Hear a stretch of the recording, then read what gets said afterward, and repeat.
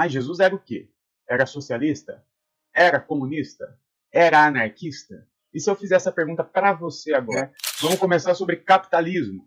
E essa parte inicial aqui talvez seja muito interessante depois para fazer uns cortes e mandar para o seu tio, para sua tia, para o seu ex-pastor. Tem gente, talvez, na sua família que é capaz que eles acreditem que eles sejam capitalistas. E deixa eu te falar, nós vivemos num país capitalista. Nós não somos capitalistas. Porque para sermos capitalistas, nós teríamos que ter o capital. Aí você fala assim, pô, mas eu tenho, Berlota. Eu tenho uma poupança lá, eu tenho 17 mil reais guardado na minha poupança. Eu estou guardando desde 1972. Eu sei, graças a Deus você tem esse dinheiro. Eu acho ótimo, você deveria ter mais. Tá? Mas para você ser capitalista, você vai ter que ter um pouquinho mais que isso. Um pouquinho mais. Depois a gente fala em números. Mas eu acho que vai ser um pouquinho mais do que isso. Tá bom? Então vamos lá. Primeiro, o capitalismo, gente, é um sistema econômico que visa ao lucro e à acumulação das riquezas e está baseado na propriedade privada dos meios de produção. Isso aqui não é eu que estou falando, isso aqui eu estou lendo. Provavelmente isso aqui deve estar lá no Wikipédia, deve estar desse jeito também, tá bom? Porque é isso, tá? O que a gente vai precisar rever aqui é o que é propriedade privada. Aí você fala assim, meu Jeep Renegade. É por isso que eu sou capitalista. Porque se eu não for capitalista, os caras vão querer tomar meu Jeep Renegade. Eu não sei porque que eu peguei Jeep Renegade para Cristo, mas vai até o final agora, tá? O capitalismo é um sistema econômico que visa ao lucro e à acumulação das riquezas e está baseado na propriedade privada dos meios de produção. Agora você, abençoado, quando nós falamos de propriedade privada dentro do capitalismo, do comunismo, quando nós falamos que nós, comunistas, somos contra a propriedade privada, nós não somos contra o seu apartamento de 62 metros quadrados da MRV. Não é essa propriedade privada. Não é o seu carro. Não é a sua casa na praia. Não é a sua fazenda.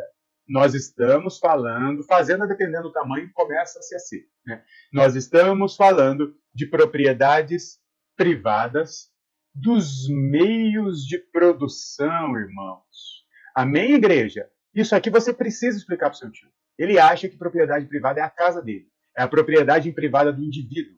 E ele precisa entender que não é disso que nós estamos falando aqui.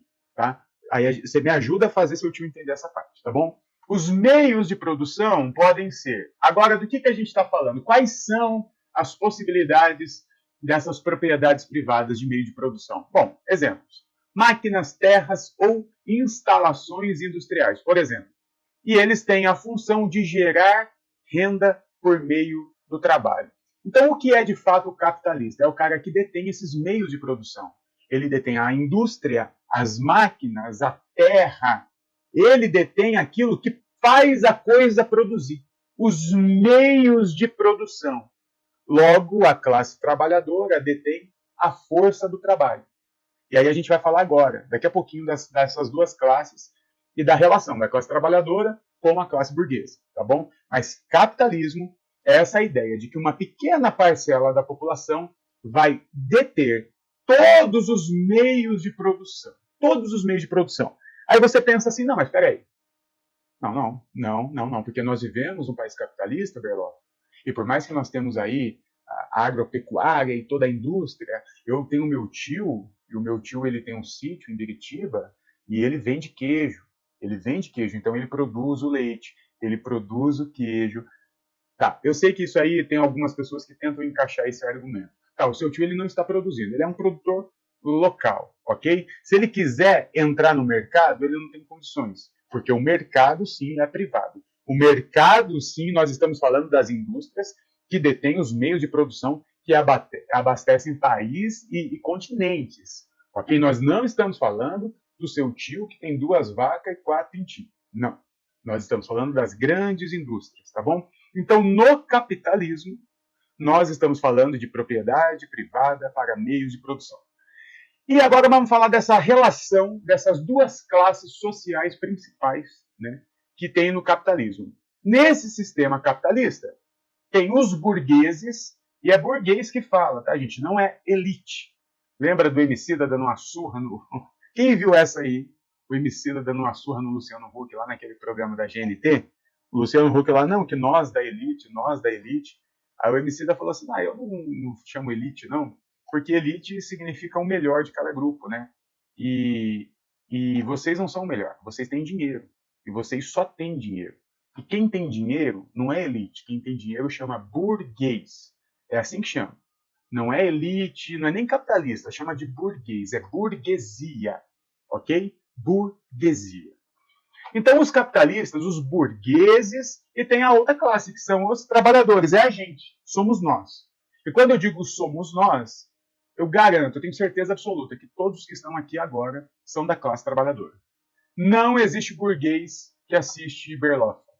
Não existe burguês que assiste muita live, provavelmente, tá?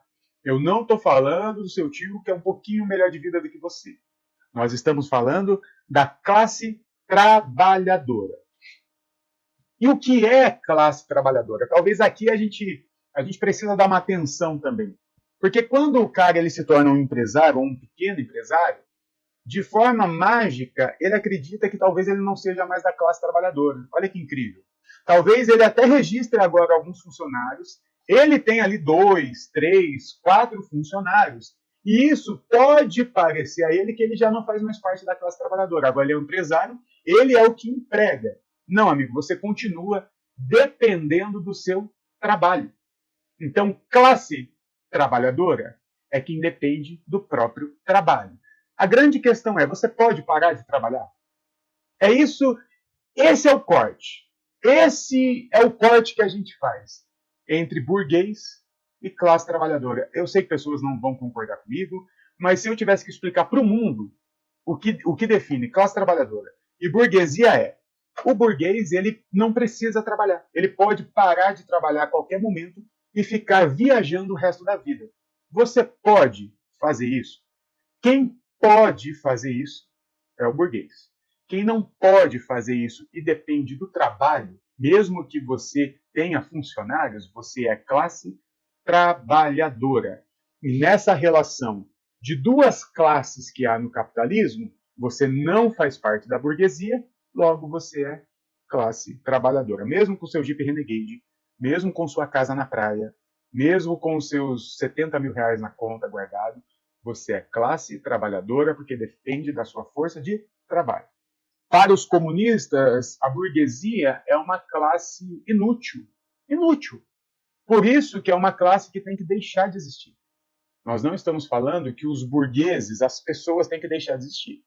A classe tem que deixar de existir. Um burguês tem que deixar de ser burguês. Porque essa classe é uma classe parasita que nada produz para a nossa sociedade e só vive do lucro.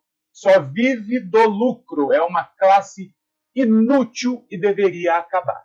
Acho difícil igualar uma pessoa que tem um Renegade com alguém que mora em barraco de madeira. Tenho dificuldade com isso.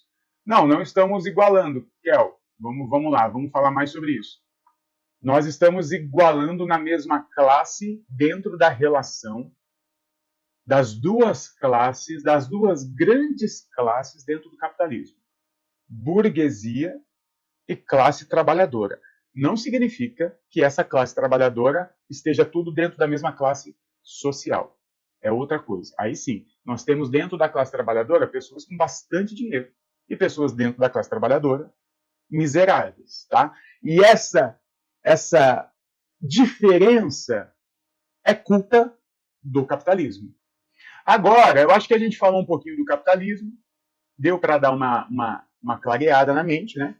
Então, desigualdade social, crise econômica, concentração de poder econômico, tudo isso aí vai fazer parte do capitalismo, e não tem jeito, tá bom? E aí nós temos 3 vertentes que às vezes acabam se confundindo, e realmente elas se confundem porque se parecem, que é o socialismo, o comunismo e o anarquismo. Tá? Sobretudo, socialismo e comunismo, a galera confunde bastante. E de fato, eles estão muito conectados, porque um é um caminho para o outro. Tá? Mas vamos falar um pouquinho de cada um agora, para esclarecer um pouquinho na sua mente aí, tá bom? Começa errado também por causa da palavrinha que assusta. Olha só que legal isso. O socialismo é uma doutrina política e econômica que surgiu no contexto da primeira Revolução Industrial, século XVIII. baseado, sobretudo, no princípio de igualdade, como uma forma de repensar o sistema econômico que estava em vigor na época, qual? O capitalismo. E, de uma forma geral, quando falamos em socialismo, frequentemente associamos também ao termo marxismo. Mas ser marxista não é a única forma de ser socialista, tá bom, gente?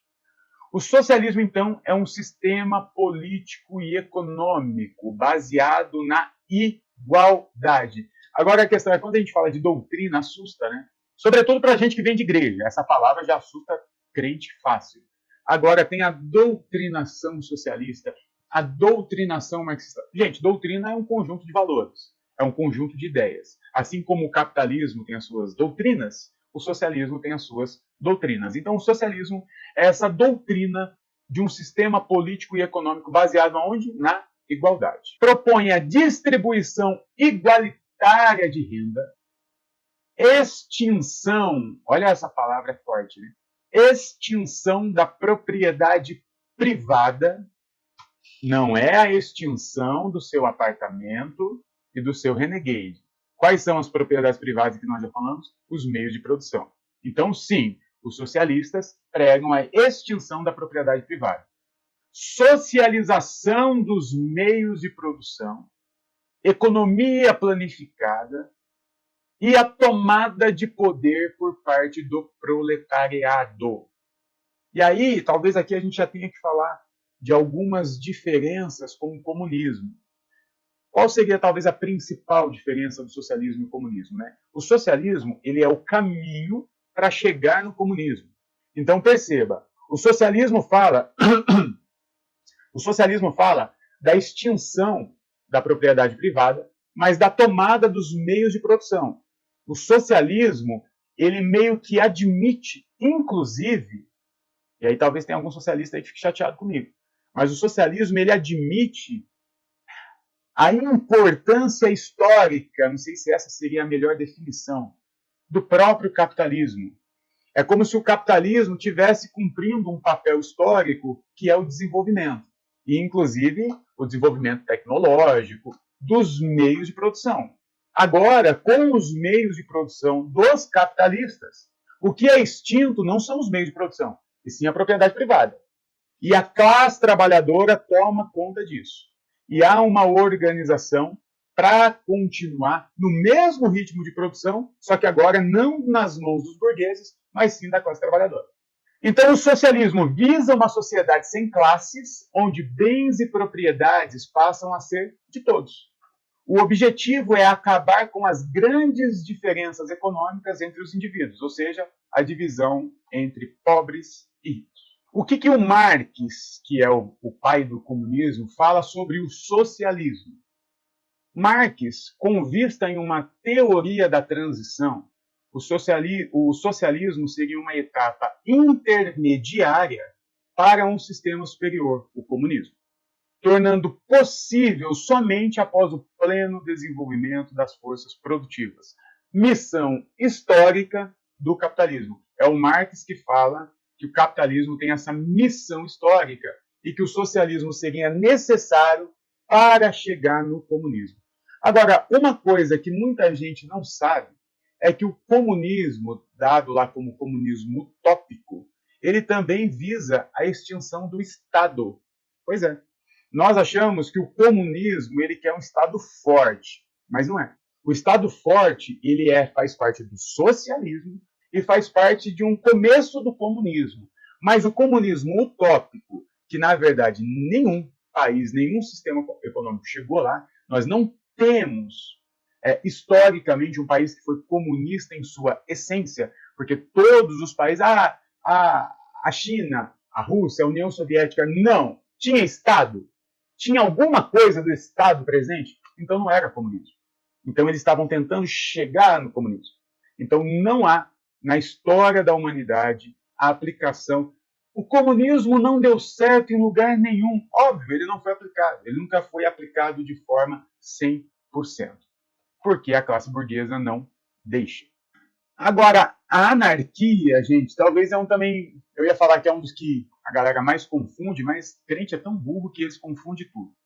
Agora, a anarquia o pessoal, ele meio que... O crente, ele é tão burro que ele acha que a anarquia nem é um movimento político. E que, essencialmente, não seria, visto que a anarquia é justamente a não política, né? Mas não deixa de ser também um sistema político.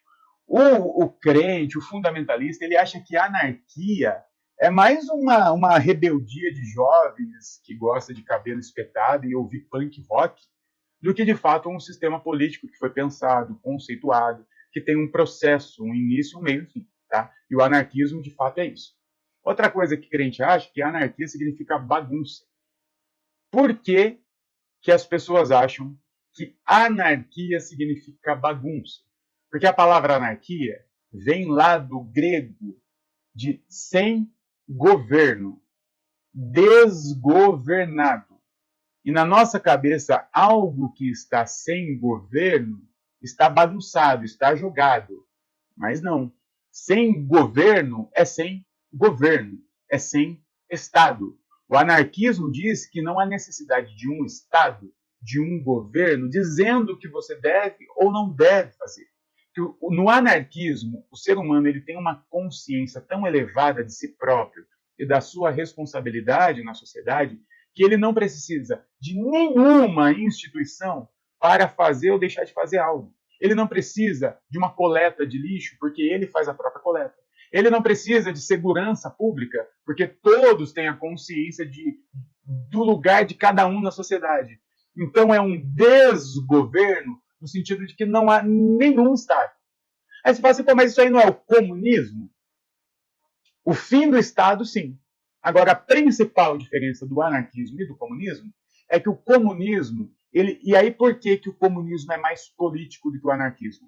Porque o comunismo pressupõe esse caminho político, que passa por um liberalismo, aí entra num socialismo, o socialismo o tempo todo ele conversa com o liberalismo até conseguir se estabelecer, aí do socialismo a gente vai para um comunismo, e do comunismo a gente chega num comunismo utópico, então a gente faz esse processo de forma política, organizada, e que vai ter que passar por uma revolução a qualquer momento. Não há como chegar no comunismo sem a revolução. E aí é o maior problema, né, digamos assim, do comunismo. Na anarquia não há esse processo. Na anarquia é agora. Essa é a minha crítica do anarquista ao anarquismo. Na anarquia é como se fosse uma consciência instalada de repente, e você não vai mais nem lutar por esse processo político, já que político você não é mais. Então é muito natural você ver anarquistas que nem vão às urnas votar, porque eles não querem participar do sistema democrático, porque o sistema democrático pressupõe política. Entendeu essa parte?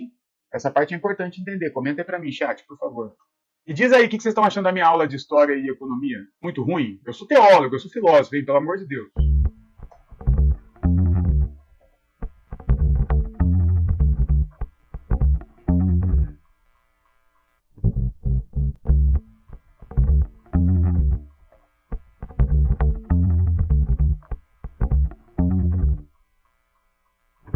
Então fizemos da tua casa nossa casa.